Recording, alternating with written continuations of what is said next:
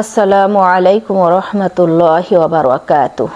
রব্বি আউযু বিকা মিন হামাযাতিশ শায়াতিন ওয়া আউযু বিকা রব্বি আইয়াহযুরুন। বিসমিল্লাহির রাহমানির রাহিম। আলহামদুলিল্লাহিল্লাযী লাম ইয়াত্তাখিয ওয়ালাদান ওয়া লাম ইয়াকুল লাহু শারীকুন ফিল মুলকি ওয়া লাম ইয়াকুল লাহু ওয়ালিয়্যুম মিনায-যুল্লি। সমস্ত প্রশংসা আল্লাহর জন্য, যিনি না কাউকেও পুত্র বানিয়েছেন, না বাদশাহীর ব্যাপারে তার কেউ শরীক রয়েছে, আর না তিনি দুর্বল ও অক্ষম যে কেউ তার পৃষ্ঠপোষক হবে। সম্মানিত উপস্থিতি, আমরা এখন সূরা আল কাহফের 5 নাম্বার এবং 6 নাম্বার রুকু নিয়ে আলোচনা করব। মহান আল্লাহ রব্বুল আলামিন এখানে দুটি উদাহরণ দিয়েছেন। একটি হচ্ছে 2 বন্ধুকে নিয়ে, আর একটি হচ্ছে পার্থিব জীবন নিয়ে। দয়াময় মেহেরবান আল্লাহর নামে শুরু করছি। মহান আল্লাহ রব্বুল আলামিন তার রাসূলকে বলেন, তুমি উহাদের নিকট পেশ করো 2 ব্যক্তির উপমা। উহাদের একজনকে আমি দিয়াছিলাম 2টি আঙ্গুর বাগান। এই 2টিকে আমি খরজুর বৃক্ষ দ্বারা পরিবেষ্টিত করিয়াছিলাম ও এই 2-এর মধ্যবর্তী স্থানকে করিয়াছিলাম শস্য ক্ষেত্র।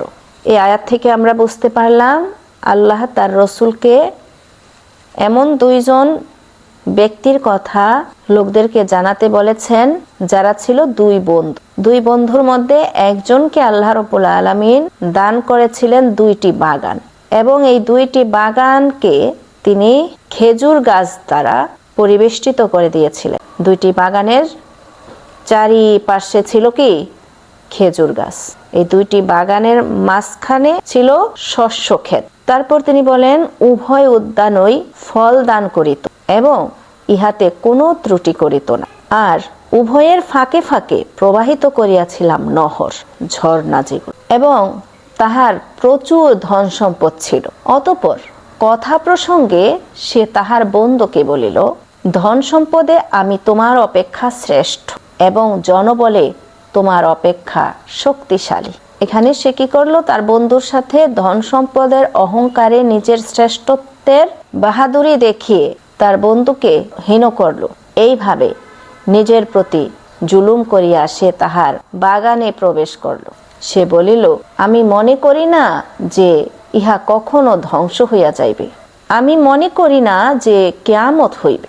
আর আমি যদি আমার রবের নিকট প্রত্যাবৃত্ত হই, অর্থাৎ তার বিশ্বাস হয় না যে কখনো কিয়ামত হবে। এখন সে সন্দেহমূলক বলতেছে, আর আমি যদি আমার রবের নিকট প্রত্যাবৃত্ত হই, তবে আমি তো নিশ্চয়ই ইহা অপেক্ষা উৎকৃষ্ট স্থান পাইব। সে মনে করে এখন পার্থিব জীবনে সে যত ধন সম্পদ পেয়েছে এর চেয়েও আরো উত্তম কিছু তাকে দেওয়া হবে। তার এই কথার উত্তরে তার বন্ধু বলল, তুমি কি তাহাকে অস্বীকার করিতেছ যিনি তোমাকে সৃষ্টি করিয়াছেন মৃত্তিকা ও পরে শুক্র হইতে? অর্থাৎ সে আল্লাহকে তুমি কি অস্বীকার করিতেছ যিনি তোমাকে মাটি হইতে পরে শুক্র হইতে এবং তাহার পর পূর্ণাঙ্গ করিয়াছেন মনুষ্য আকৃতিতে? তারপরে তার বন্ধু বলল, কিন্তু তিনিই আল্লাহ আমার রব, এবং আমি কাহাকেও আমার রবের শরীক করি না। তারপর সে আরো বলিল, তুমি যখন তোমার বাগানে প্রবেশ করিলে তখন কেন বলিলে না মাশা আল্লাহ, অর্থাৎ আল্লাহ যাহা চাহেন তাহাই হয়। আল্লাহর সাহায্য ব্যতীত কোনো শক্তি নাই।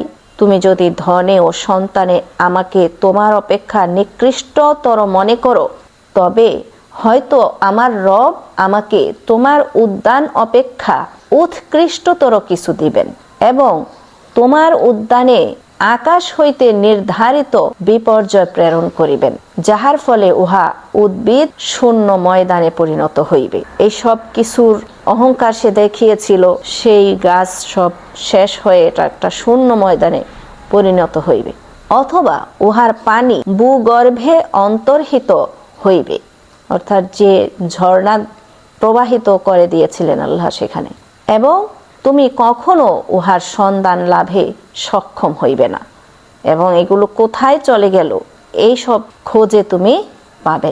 তাহার ফল সম্পদ বিপর্যয়ে বেষ্টিত হইয়া গেল, এবং সে উহাতে যাহা ব্যয় করিয়াছিল তাহার জন্য আক্ষেপ অর্থাৎ আফসোস করিতে লাগিল।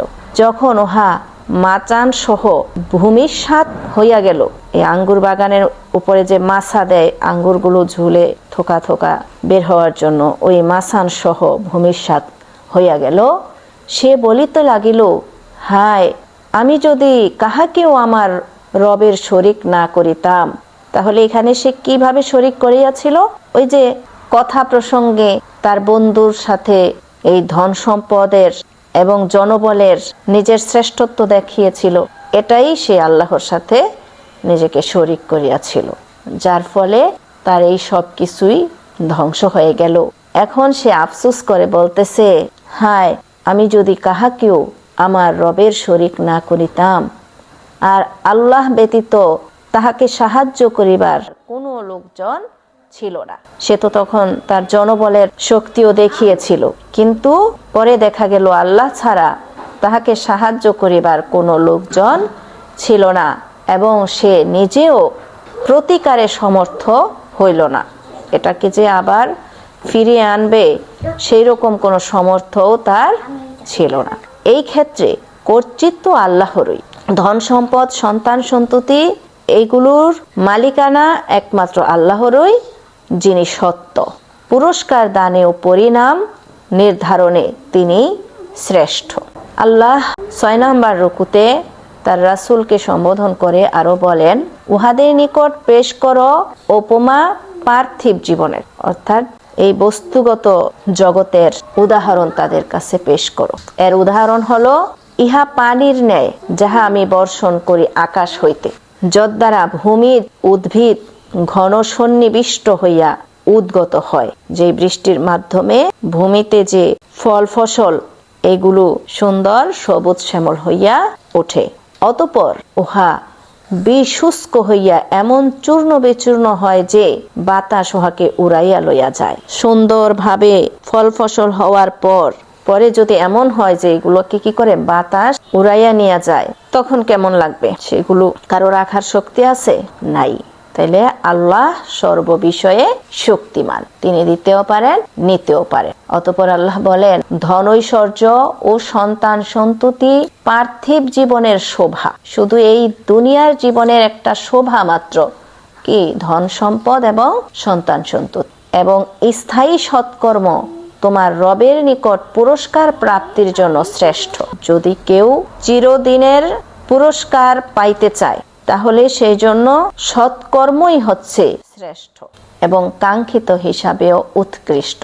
এবং দুনিয়ায় সে যে কাজকর্ম করেছে, দুনিয়ার এই কাজকর্মে চলতে ফিরতে যদি সে সততা বজায় রাখে, তাহলে হিসাব গ্রহণের সময়ও সে উত্তম হইবে।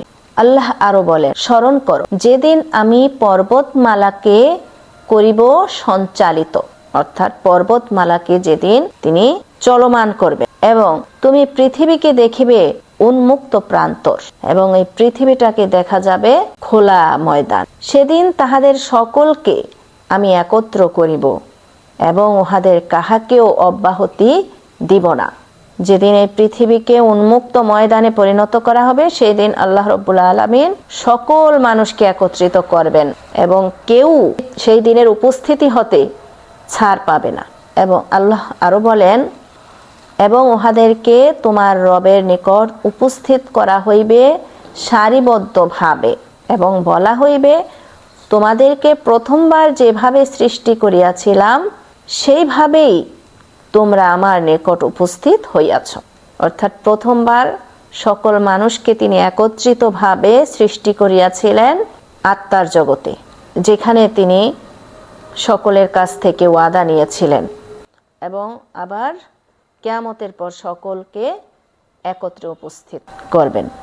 অথচ তোমরা মনে করিতে যে তোমাদের জন্য প্রতিস্রোত ক্ষণ আমি কখনো উপস্থিত করিব না। তাহলে রূহের জগতে যেমন তোমাদেরকে একসাথে সৃষ্টি করেছিলাম, ঠিক সেইভাবেই কিয়ামতের পর আবার সকলকে একত্রিতভাবে উপস্থিত করা হবে।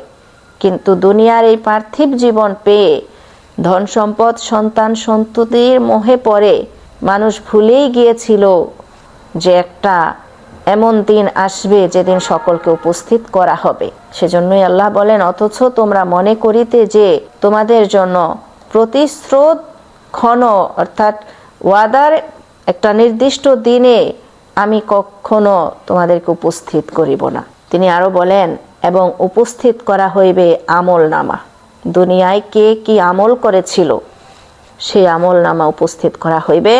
আল্লাহ তার রাসূলকে সম্বোধন করে বলতেছেন, এবং উহাতে যাহা লিপিবদ্ধ আছে অর্থাৎ লেখা আছে তাহার কারণে তুমি অপরাধীদেরকে দেখিবে আতঙ্কগ্রস্ত, এবং উহারা বলিবে, হায় দুর্ভাগ্য আমাদের, ইহা কেমন গ্রন্থ অর্থাৎ এটা কেমন বই বা কিতাব, উহা তো ছোট বড় কিছুই বাদ নেই, বরং উহা সমস্ত হিসাব রাখিয়াছে। এখন তো দুনিয়ায় আমরা মনে করি এটা ছোট একটা বিষয়, এতে আর কি হবে, কিন্তু সেই দিন সেই ছোট্ট বিষয়টা পর্যন্ত দেখা যাবে এবং মানুষ আশ্চর্য হয়ে বলবে, এটা কেমন কিতাব, উহা তো ছোট বড় কিছুই বাদ দেয় না, বরং উহা সমস্ত হিসাব রাখিয়াছে। উহারা উহাদের কৃতকর্ম সম্মুখে উপস্থিত পাইবে।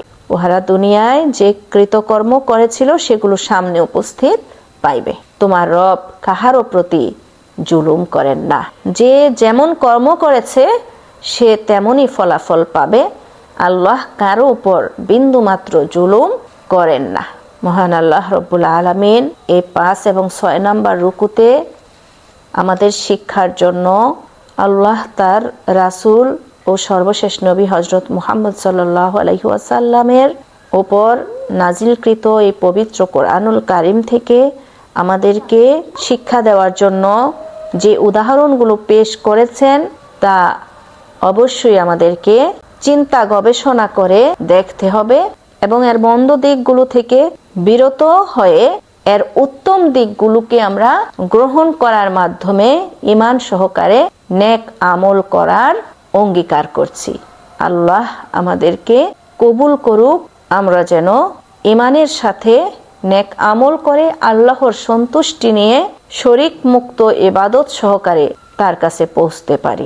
রব্বি আউজি'নি আন আশকুরা নি'মাতাকাল্লাতী আন'আমতা আলাইয়া ওয়া আলা ওয়ালিদাইয়া ওয়া আন আ'মালা সালিহান তারদাহু ওয়া আসলিহ লি ফি যুররিয়্যাতি ইন্নী তুবতু ইলাইকা ওয়া ইন্নী মিনাল মুসলিমিন।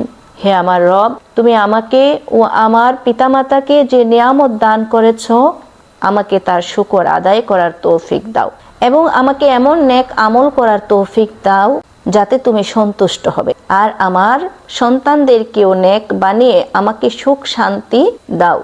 আমি তোমার সমীপে তওবা করছি এবং আমি তোমার অনুগত বান্দাদের মধ্যে শামিল আছি। সামি'না ওয়া আতা'না গুফরানাকা রব্বানা ওয়া ইলাইকাল মাসির। আমরা নির্দেশ শুনেছি এবং বাস্তব ক্ষেত্রে মেনে নিয়েছি। হে আমাদের রব, আমরা গুনাহ মাফের জন্য তোমারই নিকট প্রার্থনা করি, আমাদেরকে তোমার দিকেই ফিরে যেতে হবে। তাহলে আজকে এই পর্যন্তই সূরা কাহফের 5 নাম্বার এবং 6 নাম্বার রুকুর আলোচনা শেষ করলাম। আসসালামু আলাইকুম ওয়া রাহমাতুল্লাহ।